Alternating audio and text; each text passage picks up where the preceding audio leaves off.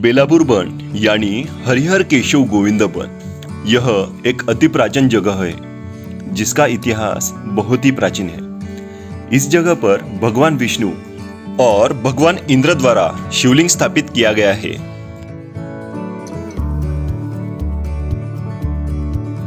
यहाँ एक प्राचीन गुफा देखने मिलती है। ऐसा बताया जाता है कि इस जगह पर साक्षात महादेव ध्यानमग्न हुए थे। यह जगह महाराष्ट्र के नगर जिले के श्रीरामपुर तालुका में बेलापुर गांव में है। समुद्र मंथन का अमृत जिस नदी में बहा था उस अमृतवाहिनी प्रवरा नदी के तट पर यह बेलापुर वन है जो बहुत ही निसर्गरम्य है। यहाँ पर मोर, कोयल, तोता इन जैसे अनेकों पक्षी नजर में आते हैं। यहाँ का इतिहास बहुत ही बड़ा है। इस कारण से हम यह इतिहास कुछ छोटे छोटे भागों में लेकर आएंगे।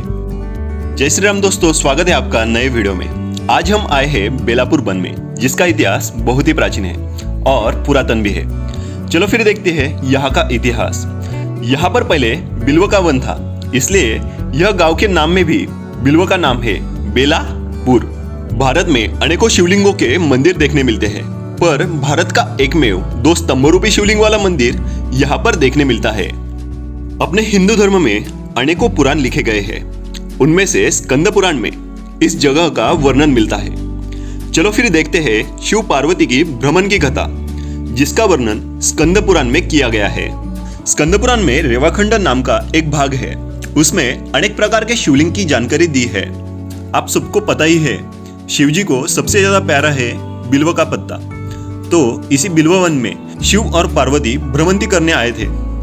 यहाँ घूमते घूमते माता पार्वती को प्यास लगी, तो शिवजी ने यहाँ पर एक लीला दिखाई। यहाँ के पेड़ से एक बिल्व का पत्ता निकाला और धरती पर डाला, तो यहाँ पर एक सुंदर तालाब का निर्माण हुआ और उसी जल से माता पार्वती की प्यास मिटी और तृप्त होकर एक वरदान दिया। शिवजी का जो भी भक्तगण इस तालाब में स्नान करेगा और शिवजी की आराधना करेगा, उसकी जो भी मनोकामना होगी वो पूर्ण होगी। उस तालाब को अब बिल्व तीर्थ नाम से जाना जाता है। यह बिल्व तीर्थ अब उत्तरवाहिनी प्रवरा नदी में समाहित हुआ है। बिल्व तीर्थ देखने के लिए इस मंदिर के प्रवेश द्वार से सीधा आगे जाएंगे तो बिल्व तीर्थ के पास पहुंचेंगे। इसी जगह पर भगवान महादेव ने बिल्व का पत्ता डालकर तालाब का निर्माण किया था। मित्रों, अभी हम आए हैं मंदिर के पास के नदी घाट पर। यह घाट अहिल्याबाई होळकर ने बनाया हुआ है, ऐसा बताया जाता है। यहाँ पर एक शिवलिंग है और उसी के पीछे शिवजी की मूर्ति है। उसी के ऊपर एक देवनागरी लिपि में लिखा हुआ एक लेख दिखता है।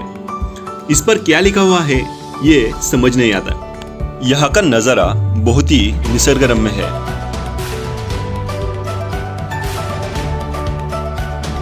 दोस्तों, इस नदी को अमृतवाहिनी भी कहा जाता है।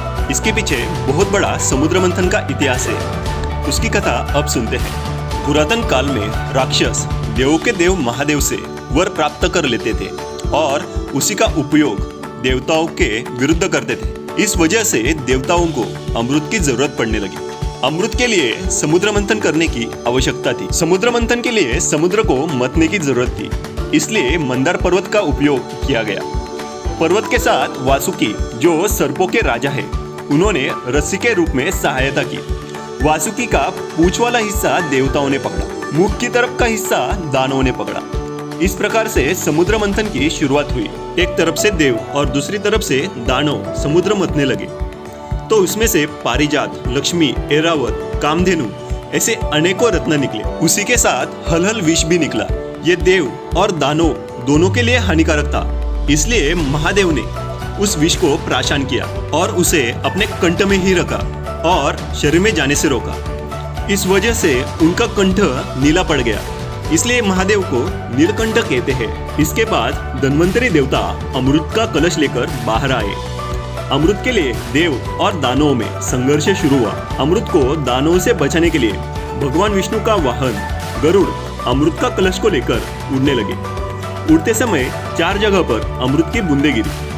उसमें प्रयागराज, हरिद्वार, उज्जैन और नासिक है।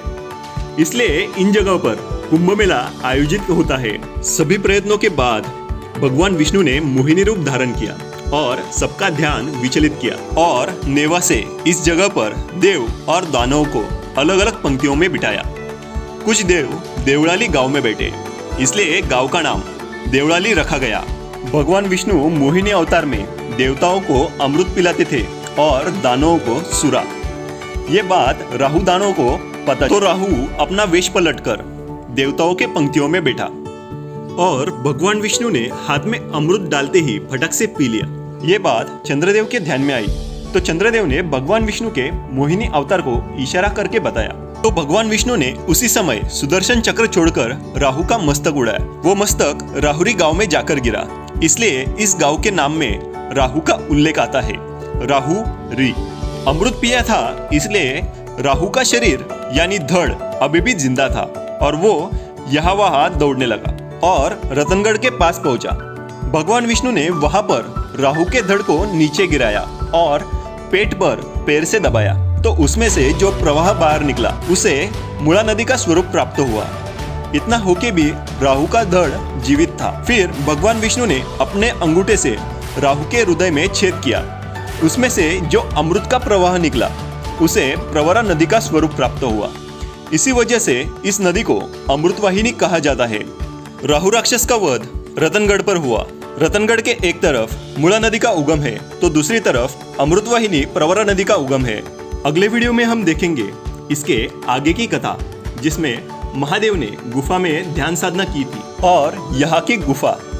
इसी के साथ इस प्रवरा नदी के तट पर बहुत से देवताओं ने शिवलिंग क्यों स्थापित किए थे, ये सब जानकारी देखने के लिए चैनल को सब्सक्राइब करके बेल आइकॉन पर क्लिक करें। आपको ये वीडियो कैसा लगा ये हमें कमेंट में जरूर बताइए।